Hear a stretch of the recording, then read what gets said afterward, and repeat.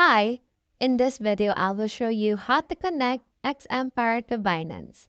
In order to do that, first things first, you need to make sure that you have a Binance account already created. In order to connect them both, what you need to do is you need to head over to your Xempire. And then on the home page, just click on the send or the wallet right here. And it will prompt you to connect a wallet that you will send it to. Now, from in there, you should be able to see this, which is the airdrop. Disconnect your wallet, which is your Binance wallet for that. So if it's actually a Binance, you can make a Binance transaction. It will replace this right here. So just click on this, make Binance transaction in order to verify if your Binance is successfully linked and if it's actually a valid wallet. So once you have done those together, you should be able to connect those wallets with each other.